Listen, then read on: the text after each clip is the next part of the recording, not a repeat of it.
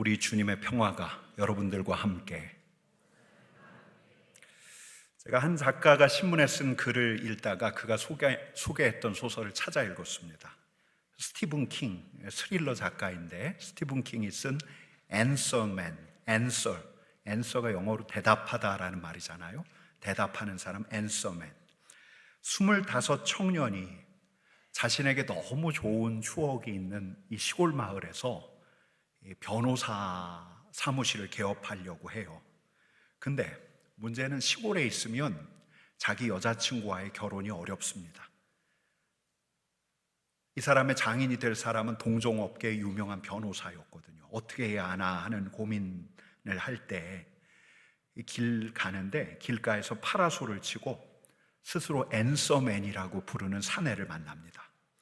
처음에는 그가 장난삼아서 이런저런 질문을 던지는데 앤서맨이 알고 있는 거예요. 이 청년의 어머니의 이름도 알고 있고 사랑하는 연인의 이름도 알고 있습니다. 그래서 이제 앞으로 일어날 일들, 그가 정말 궁금했던 것들을 묻는데 이 앤서맨의 답변에 확신을 얻어서 그는 그 시골 마을에서 변호사 개업을 하고요, 앤서맨의 앤서대로 결혼도 하고 아이도 낳고 또 전쟁에 참전하지만 전쟁에서 살아남게 됩니다. 이게 이제 첫 번째 앤서맨과의 만남이었고 두 번째 앤서맨과의 만남도 있는데 이제 너무너무 사랑스러운 그의 아들과 캐치볼 하는 게 이 변호사에게는 큰 기쁨이었는데 이 아들이 야구에 소질이 있는 것 같아서 앤서맨에게 묻습니다. 두 번째로 만났을 때 아이가 야구 선수가 될 수 있습니까? 그랬더니 앤서맨이 답변합니다. 아니요. 얼마 지나지 않아서 아들은 백혈병으로 죽었고 이로 인해서 알코올 중독에 빠졌던 아내도 사고로 죽습니다. 비탄에 젖어요. 하지만 그는 살아가요. 혼자서. 그러면서 그는 변호사로서의 명성도 쌓아갑니다. 마지막으로 그가 81살에 이 뇌종양에 걸렸을 때 앤서맨을 만나게 되는데 그가 진짜 궁금했던 게 하나가 있습니다. 앤서맨에게 물어요. 죽음 이후가 있습니까? 내가 사랑하는 이를 다시 만나고 싶은데 죽음 이후가 있습니까? 그때 앤서맨이 이렇게 답변합니다. Yes. 여러분, 이 소설 안에는 우리네 인생의 애환 또 구비가 있어요. 기대대로 잘 풀릴 때가 있고 하지만 생각지도 않는 일을 겪기도 해요. 그래서 우리는 궁금해합니다. 우리에게 어떤 일이 닥칠까? 우리에게 어떤 일이 벌어질까? 여러분, 바로 이때 앤서맨, 앞으로 일어날 사실을 정확하게 일러주는 앤서맨을 상상해 보는 거예요. 여러분, 이런 사람 만나고 싶으십니까? 진짜 앤서맨이 있다면 한번 찾아가서 들어보고 싶지 않으십니까? 대체 내가 어떤 길로 가야 하는지, 아니 나는 그렇다 치고 내 아들 인생은 어떻게 풀릴지. 여러분, 그래서 연말이 되면 저 팔공산 인근에 있는 용한 사람들을 찾아가는지도 몰라요. 여러분, 우리 그리스도인들에겐 앤서가 있을까요? 앤서, 앞으로 일어날 정해진 일들, 우리가 숙명처럼 걸어가야 할 그 길이 있을까요? 그 한 가지 길, 정해진 길이 있을까요?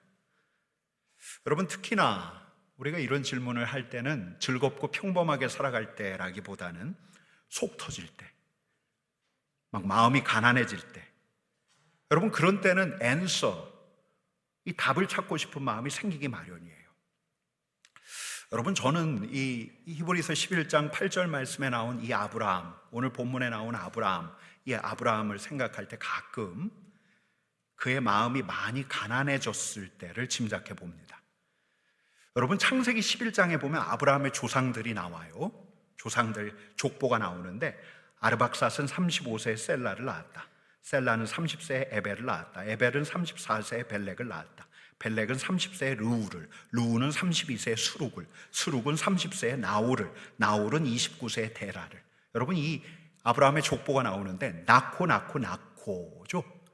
근데 낳고만 있는 게 아니라 언제 낳았는가도 나와 있어요. 30, 34, 30, 32, 30, 29. 여러분, 근데 흥미롭게도 아브라함의 아버지였던 데라는 70까지 기다려요. 70까지. 근데 아버지 데라도 늦은 나이에 아이를 낳았던 터라 아브라함도 아버지 데라만큼은 기다릴 수가 있었어요.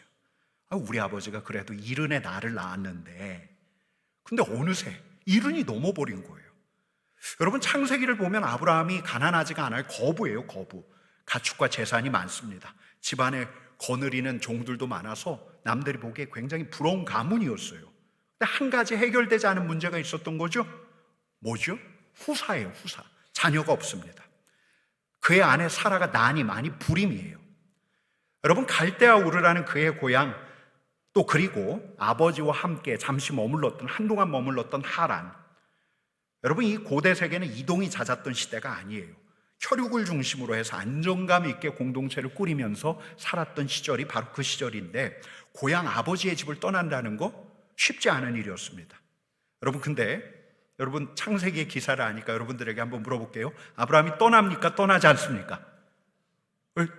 여러분, 아브라함이 떠나요? 안 떠나요? 아브라함은 떠나요. 여러분, 성경에서는 아브라함이 떠나게 된 결정적인 요인이 있다는 것을 일러주는데, 그 요인이 뭐죠? 하나님의 말씀이 들려서. 우리 창세기 12장 1절 말씀 같이 읽겠습니다. 너는 너의 고향과 친척과 아버지의 집을 떠나 내가 내게 보여줄 땅으로 가라. 여러분, 근데 이 말씀이 진공 상태에서 아브라함에게 주어졌던 걸까요? 이 말씀이 아브라함에게 들리게 된 원인, 그의 귀에 들렸을 뿐만 아니라 이 말씀에 그가 자신의 삶을 걸었던 또 다른 요인. 여러분, 이 송구영신 예배 때 우리는 오늘 어쩌면 지극히 개인적이라고 할 수 있는 아브라함의 심정적인 요인, 떠나게 된 심정적인 요인, 이 말씀을 듣게 된 심정적인 요인을 짐작해 보는 거예요. 창세기 12장에는 아브라함을 부르시는 소명 대목이 나오지만 바로 앞에는 창세기 11장에는 아브라함 족보가 쭉 이어져요. 여러분, 그 즈음 데라의 아들, 데라의 장자 아브라함이 느꼈을 낭패감, 답답함, 수치심을 한번 헤아려 보는 거예요. 여러분, 제 자신도 마찬가지고요. 또 제가 지금껏 봐왔던 이들도 대개 그래 왔는데, 제가 많이 보아온 게 뭐냐면, 앞에 내세우는 공적인 명분 뒤에는 개인적인 요인들이 많다는 거예요. 여러분, 누가 자리를 옮겨요, 퇴사를 해요, 이사를 해요, 해외로 나가요. 야, 그가 어떻게 이런 난데없이 모험을 결단할 수가 있을까? 어떻게 이런 시도를 감행할 수 있을까? 근데 이런 이유에는 그가 남들에게 말하는 공식적인 이유 말고도 다른 요인들이 있어요. 여러분, 전통적인 혈족 공동체를 떠나기 쉽지 않았던 고대 세계였는데, 그가 여기 뿌리지 못하는 이유를 물을 때, 여러분, 창세기를 통해서 추론에 범직한 요인 하나가 있어요. 이게 뭐냐면 사라의 불임이에요. 그와 그의 가족이 다른 이들과 어울려 살아가는데 치명적이에요.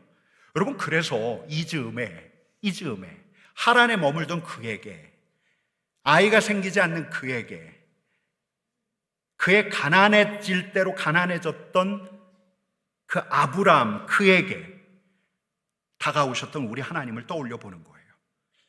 여러분, 성경은 아브라함의 내면을 설명하진 않지만 우리는 이런 짐작을 해보는 거예요. 그의 마음이 가난해졌을 때 하나님의 음성이 들렸던 게 아닐까? 그의 마음이 가난해졌을 때 하나님의 음성이 들렸던 게 아닐까? 여러분, 올 12월 들어서 제가 몇 차례 반복했던 것처럼 그의 기대가 꺾이고 그의 계획이 좌절되고 그의 바람이 무산되었을 때, 그래서 그가 아이처럼 무력해지고 가난해졌을 때 하나님의 음성이 들리지 않았을까? 여러분, 우리 주님께서도 이렇게 말씀하셨어요. 복이 있다, 심령이 가난한 자. 왜? 여러분, 왜요? 비로소 그때서야 하나님의 소리가 들려요. 하나님의 다스림의 마음을 열어요. 심령이 가난한 자에게 천국이 주어져요.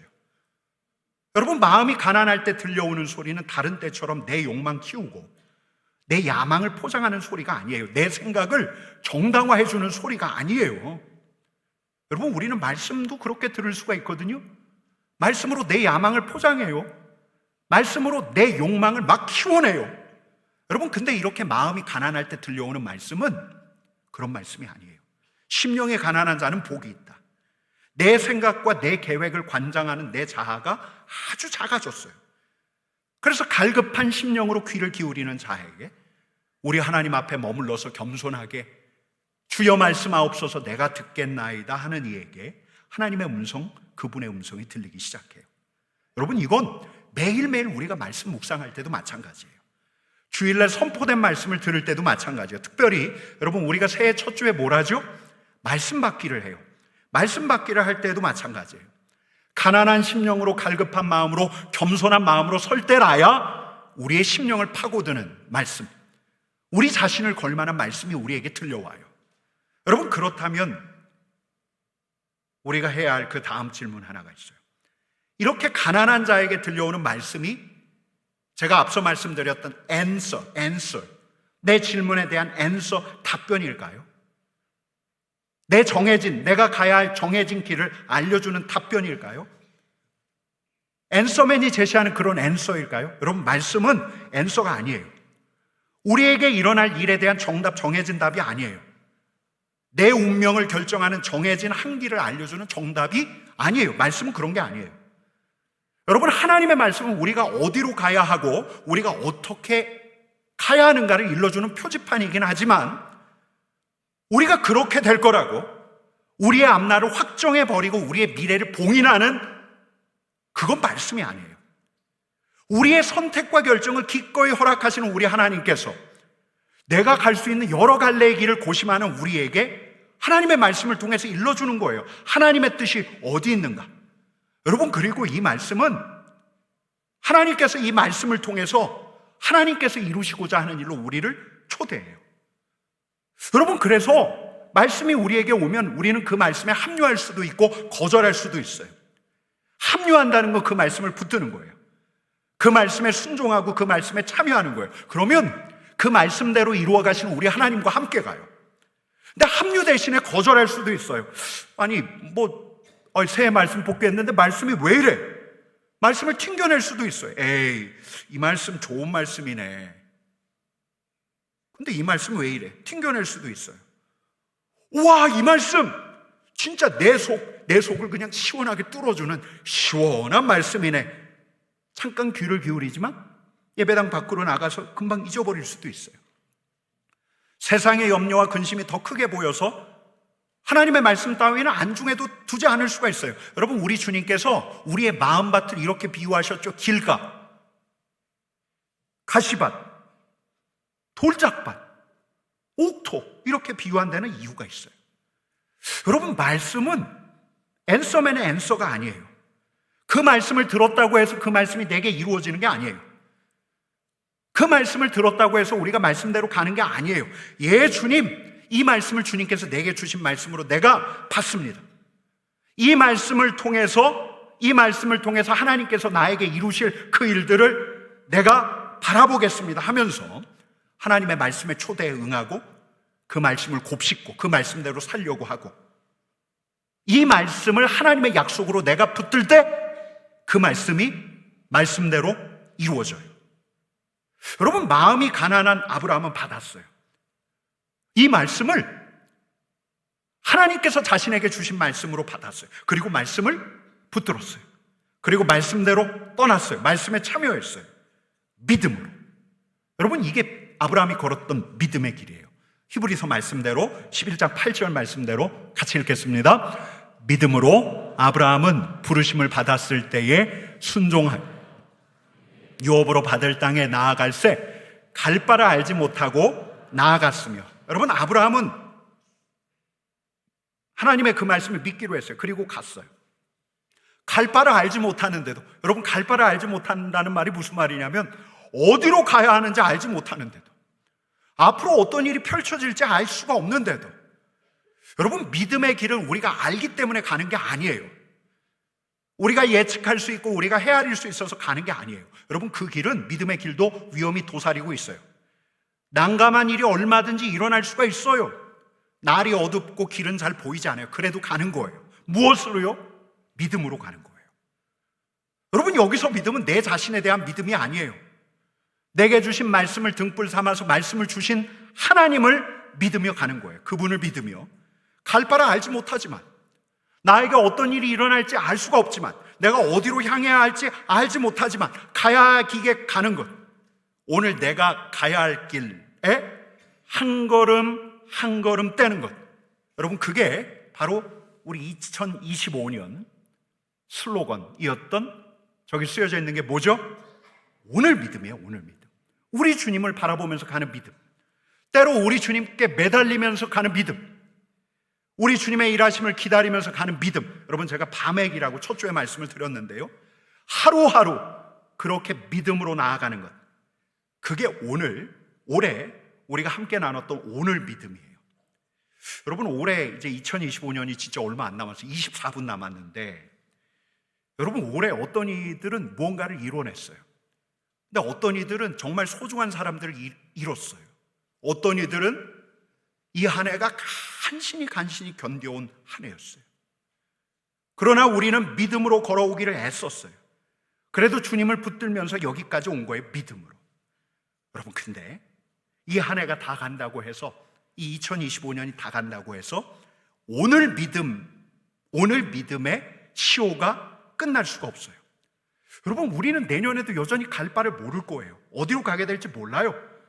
여러분, 우리는 되는 대로 가지 않으려고, 아무렇게나 가지 않으려고 우리 나름의 계획도 짤 거예요. 그리고 내년이 되면, 이제 새해 첫 주가 되면 요 현수막이 내려가고 새로운 슬로건이 걸릴 거예요. 그러나 우리의 계획대로, 우리의 바람대로 착착 진행되지 않을 수 있어요.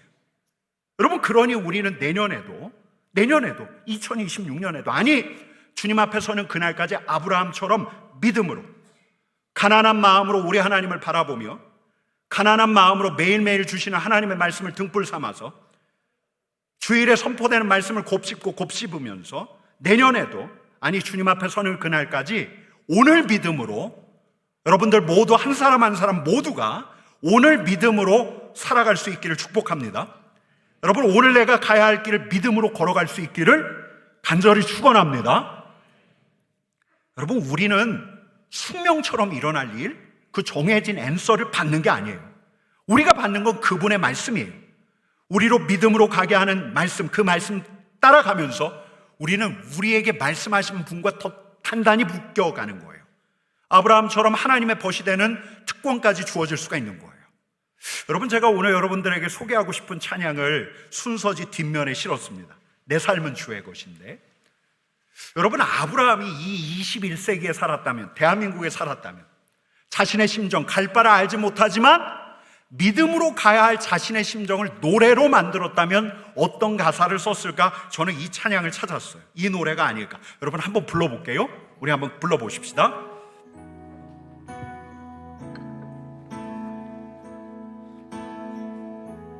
주님 내 길을 잘 아시고, 주님 내 길을 잘 아시고 내 걸음 아시네. 어둠에서 빛을 내시는 그분을 믿네. 무엇으로 주를 섬길지, 어디로 가야 할지, 헤매이는 나를 아시고 길을 여시네. 내 삶은 주의 것, 내 삶은 주의 것, 온전한 신뢰를 주께 드리네. 보이지 않아도 믿음으로 걷네. 주 영광 바라보며 주만 따르네. 여기까지요. 주님 내 길을 잘 아시고 내 길을 아시네. 주님께서 내가 가야 할 길을 잘 아십니다. 내가 걸어야 할 걸음을 잘 아십니다. 어둠에서 빛을 내시는 그분을 믿네. 어둠에서 빛을 내시는 주님을 믿습니다. 주님의 말씀이요, 저의 삶을 인도하는 별빛과도 같습니다. 제가 그 별빛을 찾아 별빛을 바라보면서 그 별빛에 의지하며 한 걸음 한 걸음 내딛습니다. 무엇으로 주를 섬길지, 어디로 가야 할지 헤매이는 나를 아시고 길을 여시네. 주님, 내가 무엇을 해야 할지, 어디로 가야 할지 헤매이고 주저할 때가 있지만 우리 주님께서 나를 위해 길을 열어주십니다. 여러분, 그리고 저는 아브라함이라고 해볼게요. 이 작사가, 아브라함과도 같은 마음으로 고백하는 이 작사가가 뭐라고 고백하냐면 이렇게 고백해요. 내 삶은 주의 것입니다. 내 삶은 주의 것입니다. 여러분, 이 가사가 어때요? 내 삶은 주의 것입니다. 여러분, 이 말이 우리에게 익숙한 고백일런지 모르지만 이 고백은 보통 고백이 아니에요. 내 삶을 주님께 맡깁니다 정도가 아니에요. 내 삶 주님께 의지합니다 정도가 아니에요. 여러분, 내 삶이 주님의 것이라는 건 맡기는 거, 예금, 의탁 정도가 아니에요. 내 삶이 주님의 것이라는 건 내 삶의 소유권을 양도하는 거예요. 내 삶은 주님의 소유입니다. 내 삶, 내가 주님의 소유입니다. 여러분, 우리 편에서 다시 말하자면 주님, 내 삶을 주님께 바칩니다 라는 거예요. 여러분, 믿음으로 갈 바를 알지 못하고 걸었던 아브라함도 바친 때가 있어요. 여러분, 아브라함이 누구를 바치죠? 아브라함이 아들 이삭을 바쳐요. 창세기 22장에 보면 우리 하나님께서 아브라함에게 이렇게 말씀하시죠. 너의 독자 이삭을 모리아 산으로 데리고 와서 바치라고. 여러분, 아브라함이 독자를 바쳐요. 근데 이 독자를 몇 세 때 얻었죠? 100세 때 얻었어요. 75이 되도록 그렇게 후사를 바라며 고향 땅을 지켰다가 하나님의 말씀을 듣고 하란, 갈대아 우르를 떠났건만 25년이 지나서 얻었던 이 이삭을 바치라는 거예요. 노년의 기쁨이에요. 바라고 바랐던 아들이에요. 자기 생명보다도 더 귀했을 아들이에요. 자기 존재보다도 더 사랑했을 아들 이삭을 바쳐요. 여러분, 아들 이삭을 바친다는 건 여러분, 이건 아브라함에게 자기를 바치는 거예요.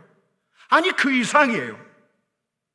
자신이 너무너무 사랑하고 소중해하는 이삭을 하나님께 바친다는 건 그가 그 자리에서 자기 자신을 바쳤다는 의미도 있어요. 여러분, 저는 그래서 이 모리아 산에서의 아브라함의 고백이 이렇게 읽혀요. 하나님, 내가 제 사랑하는 아들을 하나님께 바칩니다. 제 생명보다 귀한 내 아들을 바칩니다.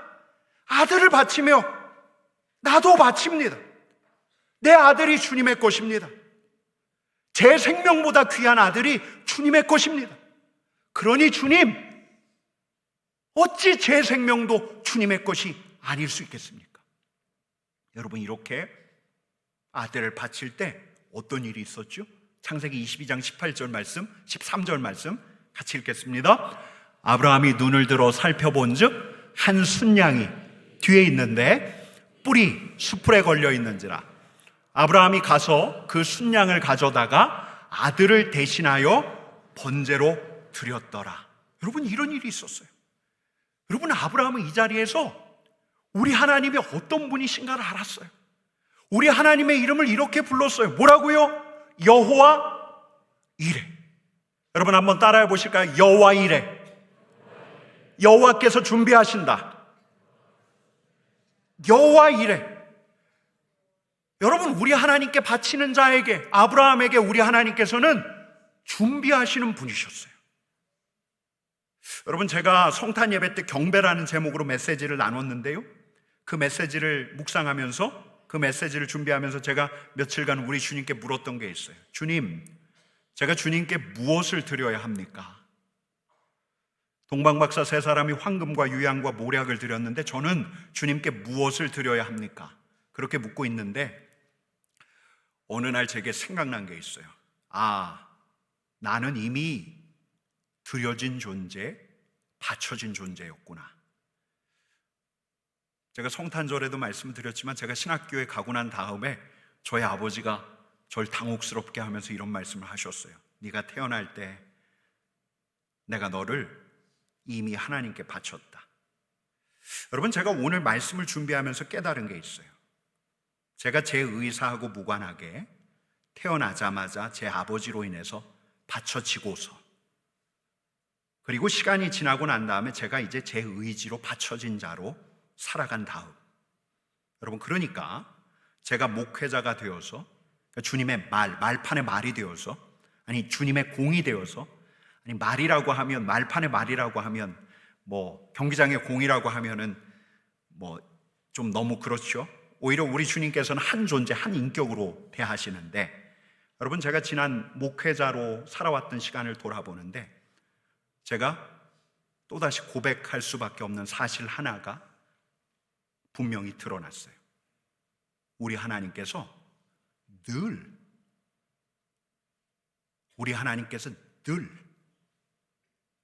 준비해 두셨다. 우리 하나님은 여호와 이레셨다. 우리 하나님께서는 때에 맞게 선하게 자신을 바치는 자를 위하여 준비하신다. 바치는 자에게는 모든 일이 합력하여 선을 이루어간다. 여러분 믿으십니까? 여러분, 그래서 오늘 저는 이제 몇 분 지나면, 이제 14분 지나면 2026년 맞이할 텐데 여러분에게 꼭 드리고 싶은 말씀이 있습니다. 여러분들의 삶, 특별히 다가올 2026년을 주님께 바치세요. 여러분들의 삶을 바치세요. 여러분, 제가 여러분들에게 목회자 되라고 하는 말씀 드리는 거 아니에요. 뭐 일상생활 다 포기한 다음에 교회에서 교회를 열심히 하라 말씀드리는 게 아니에요. 내 삶의 주인이 우리 주님이심을 고백하면서 주인 되신 우리 주님께서 나를 움직여 가실 수 있도록, 내 생각도 내 계획도 우리 주인 되신 주님 안에서 끊임없이 조정될 수 있도록 우리 자신을 열라는 거예요. 내 생각을 고집스럽게 끌고 가는 게 아니라 주님의 말씀과 주님의 뜻이 내 삶 안에서 이루어질 수 있도록 내 마음을 열고 내 삶을 바치세요. 내 삶은 주님의 것입니다. 바치세요. 나는 주님의 것입니다. 바치세요. 여러분들의 삶을 바치시고 여러분들이 사랑하는 것을 주님께 바치세요. 여러분의 생명을 바치세요. 여러분들의 아들과 땅을 드리세요. 여러분들의 소유를 바치세요. 여러분들의 일터를 바치세요. 여러분들이 머무는 시간과 공간을 우리 주님께 바치세요. 여러분, 우리가 바친다고 해서 주님이 그걸 다 빼앗아 가시는 게 아니에요. 주님, 저는 주님의 것입니다. 제 자신뿐만 아니라 제 아들도, 우리 가정도, 제 일터도 주님의 것입니다. 여러분, 이렇게 우리가 주님께 바칠 때 아브라함처럼 실감하게 될 거예요. 우리 하나님은 여호와 이레의 하나님이시다. 우리 하나님께서는 우리를 위해 준비하시는 하나님이시다. 우리 하나님은 선하신 우리 하나님은 바치는 자에게 여호와 이레의 하나님, 준비하시는 하나님으로 당신을 드러내신다. 여러분, 우리 다 같이 일어나서 내 삶은 주의 것 같이 찬양하십시다.